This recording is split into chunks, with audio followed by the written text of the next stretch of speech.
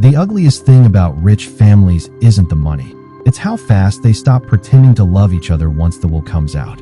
Rain pressed softly against the tall windows of the Harrison estate as black sedans lined the circular driveway outside, like silent mourners waiting their turn to disappear into the night. Inside the massive dining room, crystal chandeliers cast a warm golden glow across polished oak and silver candle holders that had belonged to the family for 3 generations. Margaret Harrison had been buried less than 6 hours earlier, and already the grief inside the house felt rehearsed. Harrison Reed sat alone at the far end of the long dining table, shoulders slightly hunched beneath his faded denim jacket, his rough silver hair untouched by the elegance surrounding him. He looked like a man who had walked into the wrong house by mistake. Isabel poured red wine into David's glass without asking him if he wanted any, her long blonde hair falling neatly over one shoulder as she moved through the room like she already owned it. "Thomas said we shouldn't start without him," Eleanor murmured quietly from beneath the chandelier, twisting a folded napkin in her lap without looking directly at anyone.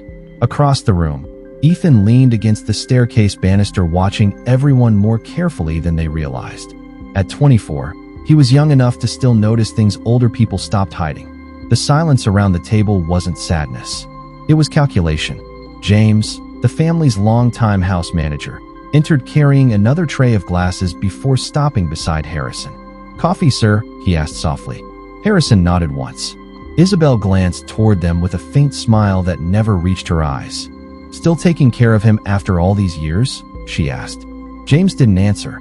Harrison didn't either. David rubbed his temples as thunder rolled faintly outside. His tie hung loose now, exhaustion pressing heavily across his face. "Can we just get this over with?" he muttered. "My mother's barely gone, and everybody already looks ready to kill each other." "Language," Victoria said coldly from beside the fireplace. She sat perfectly, straight in a dark emerald dress, every inch of her posture controlled. Margaret spent her entire life protecting this family. Tonight we honor her properly. Ethan noticed Harrison staring quietly at Margaret's empty chair near the center of the table. Not at the portraits, not at the silver, just the chair. And for the first time that night, Ethan had the strange feeling Harrison already knew something the rest of them didn't. The grandfather clock near the fireplace struck 9 as the doors to the dining room opened again, and Thomas Whitmore stepped inside, carrying a black leather portfolio against his chest. Every conversation at the table stopped immediately. Even Isabel lowered her wine glass without a word. Thomas had served the Harrison family for nearly 40 years, and there was something about the old attorney that made people instinctively sit straighter when he entered a room. Rainwater still clung to the shoulders of his charcoal coat as James quietly took it from him near the doorway. "Thank you for waiting," Thomas said calmly. "I know it has been a difficult day." Victoria gave a controlled nod. "Let us proceed." Ethan noticed Thomas glance briefly toward Harrison before moving to the head of the table where Margaret's empty chair remained untouched. The silence deepened. Outside, thunder rolled across the hills surrounding the estate. Thomas opened the portfolio slowly, removing several documents bound neatly together. "Margaret Harrison revised her will 6 months ago," he began. David frowned immediately. "6 months ago?" Isabel turned toward him with a sharp look before facing Thomas again. "That does not sound right," she said softly. "Margaret told us everything had already been settled years ago." Thomas adjusted his glasses. Mrs. Harrison was very clear in her final instructions. Harrison remained motionless at the far end of the table, one weathered hand resting quietly beside his untouched coffee cup. Ethan could not stop watching him. Everyone else in the room looked nervous. Harrison looked tired. Thomas continued reading legal language for several minutes while crystal glasses clinked softly in nervous hands around the table. Eleanor kept staring at the folded napkin in her lap as though she already knew what was coming. Finally, Thomas reached the final sealed page. The room became completely still. "The primary controlling interest of Harrison Estate," Thomas said carefully, "including the main residence, investment holdings, and trust assets, shall transfer immediately upon my death." He paused. Isabel straightened in her chair. David exhaled slowly. Victoria folded her hands together. Ethan felt his heartbeat quicken. "To Harrison Reed, The sound of Isabel's wine glass slipping from her fingers echoed through the room before it shattered against the hardwood floor. Nobody moved. Nobody even breathed. David stared at Thomas as though he had misheard him completely. "What did you just say?" he asked quietly. Thomas did not look up from the document. Margaret Harrison named Harrison Reed as sole controlling beneficiary of the estate. Across the long oak table, Harrison finally lifted his eyes toward the family for the first time that night, and Ethan realized the old man did not look surprised at all. For several long seconds, the only sound inside the dining room was rain tapping softly against the windows and red wine dripping slowly across the hardwood floor beside Isabel's chair.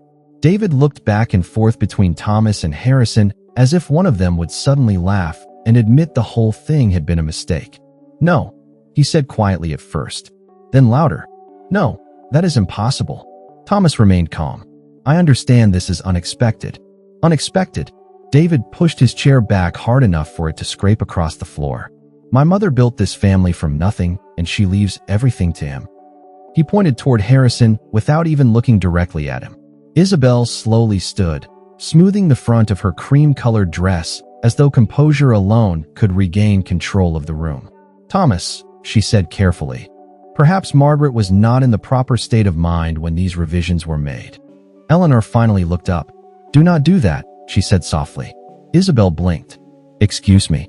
Do not insult her memory just because you do not like the outcome." The room fell quiet again.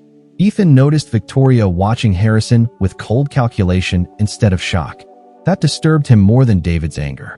It was the expression of someone trying to solve a problem. Harrison reached for his coffee cup slowly, his hands steady despite every eye in the room now fixed on him. "I did not ask for any of this," he said. His voice was rough from age and years of silence. Isabel gave a sharp laugh under her breath. "Of course not. Men like you never ask directly." David turned toward Harrison fully now, exhaustion giving way to bitterness. "How long were you planning this?" Harrison frowned slightly. "Planning what? Do not play dumb with me." David stepped closer to the table. "You sit in this house for 20 years pretending to be some harmless old friend while my mother hands you everything behind our backs." James quietly moved toward the corner of the room, sensing the tension rising. Ethan noticed Sophia standing near the doorway now, having arrived quietly during the argument. The young attorney said nothing, but her eyes remained fixed on Thomas's documents. Margaret knew exactly what she was doing, Thomas said firmly. These instructions were reviewed multiple times. Victoria finally stood from beside the fireplace. Then perhaps Margaret lost confidence in her own family near the end, she said coldly. Harrison looked at her for the first time all evening. Something unreadable passed between them. Not surprise. Recognition. Ethan felt a chill crawl up his spine as he realized this argument had not started tonight. It had been waiting inside this family for years. The tension inside the dining room settled into something colder after the arguing stopped. Nobody apologized. Nobody left. They simply sat there beneath the chandelier pretending dignity could still survive the damage already done. Thomas carefully returned the documents to his leather portfolio, while Isabel poured herself another glass of wine with visibly unsteady hands. David remained standing near the fireplace, staring down at the hardwood floor as though he could somehow force reality to rearrange itself. Harrison still had not moved from his seat at the far end of the table. Ethan could not understand it. Any other person would have defended themselves by now. Harrison simply watched the room with tired eyes, like a man listening to a storm he had expected for years. "There has to be another version of the will," David finally said. "My mother would never do this to me." Eleanor closed her eyes briefly. "Your mother did many things none of us understood until it was too late."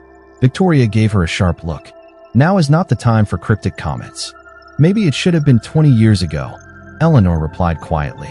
The sentence hung heavily in the room. Ethan noticed Thomas studying Eleanor carefully, almost nervously. Before anyone could press further, James stepped beside Ethan and placed a small silver tray near him. On it rested a brass key and a folded note written in delicate handwriting. Ethan looked up in confusion. James spoke softly enough that only he could hear. "Your grandmother asked me to give you this if tonight went badly." Ethan unfolded the note beneath the table. 3 words were written across the paper. "North Attic Desk." His pulse quickened immediately. Across the room, Isabel was now speaking quietly with Victoria near the windows. Ethan caught fragments of the conversation between the rain and thunder outside. "If those records still exist," Isabel whispered. "Then we find them first," Victoria answered coldly. Ethan slowly slipped the key into his pocket. Something about the fear in Isabel's voice unsettled him more than the will itself. Sophia approached Thomas near the doorway while pretending to check messages on her phone. "Did Margaret ever explain why she changed everything?" she asked carefully. Thomas hesitated before answering. Margaret believed loyalty mattered more than blood. Harrison looked down at his untouched coffee again after hearing that sentence. Ethan noticed it immediately. Not pride, not relief. Guilt. Deep, exhausted guilt. David suddenly grabbed his coat from the back of his chair. "I need air," he muttered before disappearing toward the front hallway. Isabel watched him leave with irritation instead of concern. Ethan saw it clearly now. This family was not falling apart because of the will. The will had simply exposed cracks that had already been spreading through the house for years. Ethan waited until the voices downstairs faded before slipping quietly out of the dining room with the brass key still clenched in his hand.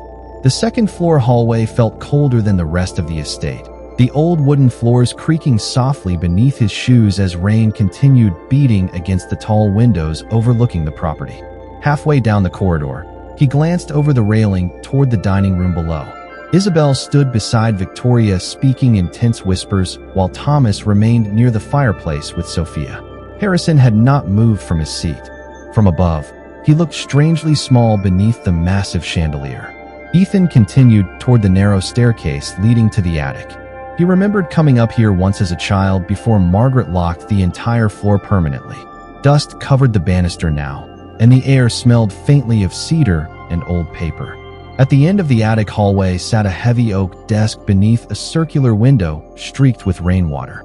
Ethan slid the brass key into the bottom drawer and pulled it open carefully. Inside were dozens of neatly stacked envelopes tied together with faded blue ribbon. Every envelope carried Margaret's handwriting. Some were addressed to Thomas, some to Eleanor. Several simply said Harrison. Ethan picked one up slowly. The letter had never been mailed. Before he could open it, footsteps sounded behind him. Ethan turned sharply to find Sophia standing near the staircase entrance. "I thought I heard someone up here," she said quietly. Ethan exhaled. "You scared me." Sophia stepped closer to the desk, her eyes immediately settling on the letters. "Margaret kept records of everything," she said. "Even things the family wanted forgotten." Ethan hesitated before handing her one envelope. Sophia carefully unfolded the paper inside while thunder rolled overhead. Her expression changed almost immediately. "This cannot be right," she whispered.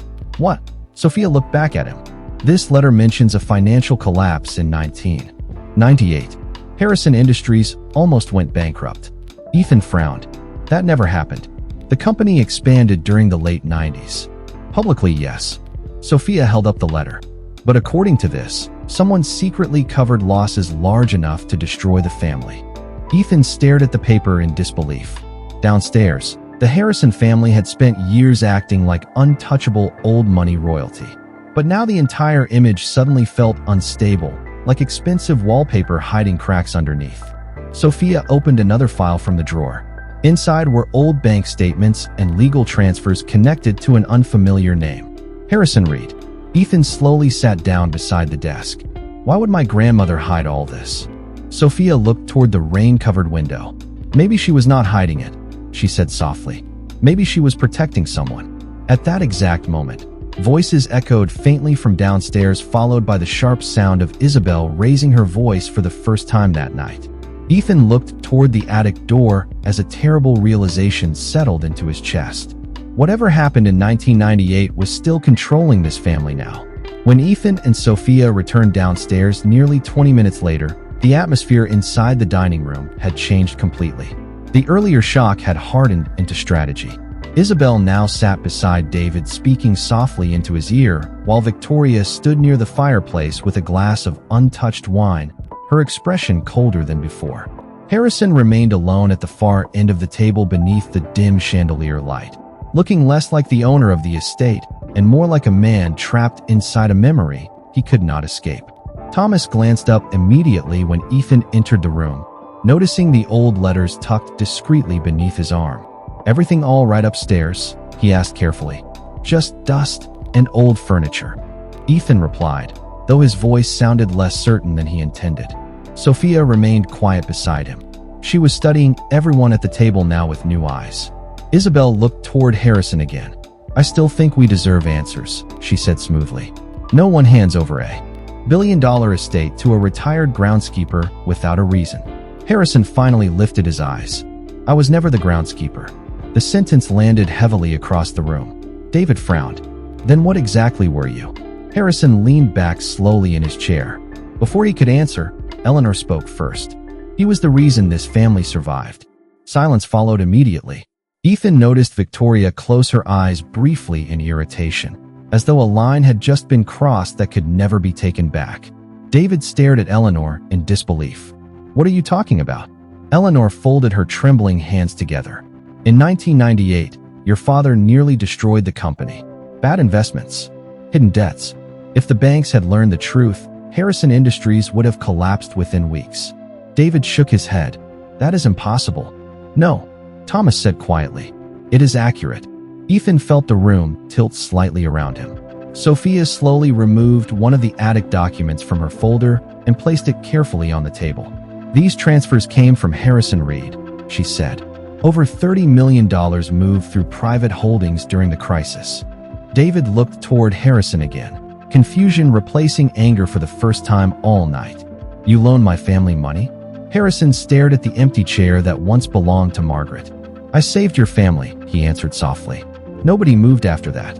Even Isabel seemed momentarily speechless.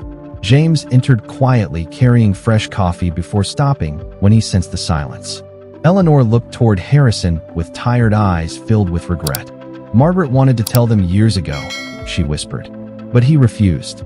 Ethan frowned. "Why would you hide something like that?" Harrison finally looked toward him. There was no pride in his face, only exhaustion. "Because once people know you saved them," he said quietly, "they stop loving you and start owing you." Across the table, Isabel slowly tightened her grip around her wine glass, as though she suddenly realized the foundation beneath her entire future was no longer stable. The dining room no longer felt like a family gathering. It felt like a courtroom where every person at the table was quietly deciding who deserved to be destroyed first. Rain continued falling outside the tall windows while candlelight flickered softly across crystal glasses and untouched plates of food gone cold hours earlier. David sat back down slowly, both hands pressed against his mouth as he stared at Harrison with an expression Ethan had never seen before. Not hatred anymore. Something closer to humiliation. Isabel recovered faster than everyone else. She always did. "Saving the company does not explain the estate," she said smoothly, though the tension in her voice had sharpened. "A financial loan does not justify handing over generations of family wealth." Thomas looked toward her carefully. Margaret disagreed. Margaret was emotional near the end. Isabel replied immediately. She was grieving. Vulnerable people make irrational decisions. She was not vulnerable, Eleanor said quietly. She was disappointed. Isabel turned toward her. "Excuse me." Eleanor slowly looked around the table, her tired eyes lingering briefly on David before settling on the empty chair at the center of the room. "Margaret spent years watching this family become obsessed with appearances," she said. "The houses, the memberships, the inheritance. None of you even noticed when she stopped trusting you." David lowered his eyes. Victoria stood motionless beside the fireplace, but Ethan noticed her fingers tightening slightly around the stem of her wine glass. She hated losing control of a room. "Enough," Victoria said calmly. "We are not turning tonight into a public confession." Harrison finally spoke again. "It already became 1 year ago." The sentence landed like ice across the table. Isabel stared at him carefully now, as though trying to decide whether the quiet old man at the end of the table had been hiding far more than money. Sophia opened another folder from the attic documents and slid it toward Thomas. "There is more," she said softly. Thomas adjusted his glasses while reading the first page. Ethan watched the color slowly drain from the attorney's face. "What is it?" David asked immediately. Thomas hesitated before answering. "Margaret created a secondary trust 6 months ago." Isabel straightened instantly. "For who?" Thomas looked directly toward Harrison. For Ethan, the room froze again. Ethan blinked in disbelief. What? Victoria took a sharp breath, while Isabel looked genuinely shaken for the first time all night. David stared between Ethan and Harrison as though trying to connect invisible pieces nobody else could see. Why would my mother do that? He asked weakly. Harrison rubbed one hand slowly across his face before answering. Because your mother knew this family would eventually destroy itself. Silence settled over the dining room once more. Then James quietly entered carrying a small sealed envelope in both hands. Mr. Whitmore, he said softly to Thomas. Mrs. Harrison instructed me to give you this only if the family began turning against each other. Thomas stared at the envelope for several seconds before carefully breaking the seal. Thomas unfolded the letter slowly while every person at the table watched him with the kind of silence that only exists when people are afraid of hearing the truth. Rain still pressed against the windows of the estate, but now even the storm outside seemed distant compared to the tension trapped inside the dining room. Ethan noticed Harrison lower his eyes the moment he recognized Margaret's handwriting. Read it, Victoria said coldly. Thomas inhaled once before beginning. If you are hearing this, he read carefully, then my family has done exactly what I feared they would do after my death. Nobody moved. Isabel crossed one arm tightly over herself while David stared blankly at the table. For years, Thomas continued, I watched people around me become more concerned with inheritance than loyalty. Harrison was the only person in this house who never asked me for anything. Ethan glanced toward the old man at the end of the table. Harrison remained perfectly still beneath the chandelier light. When my husband nearly destroyed this family through pride and reckless decisions, Thomas read on. Harrison protected our name while accepting none of the credit. I offered him power many times. He refused every single time. Eleanor quietly wiped tears from beneath her eyes. Even Sophia looked shaken now. Thomas continued reading.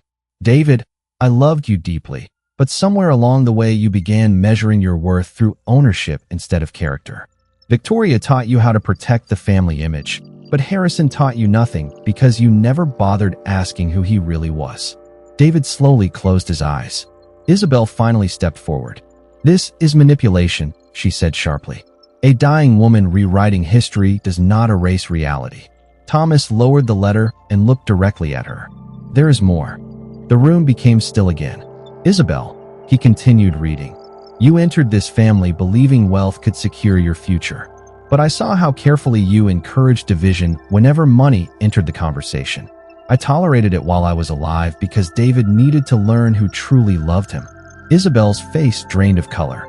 Ethan watched David turn toward his wife slowly, uncertainty beginning to replace blind trust. And to Ethan, Thomas read softly.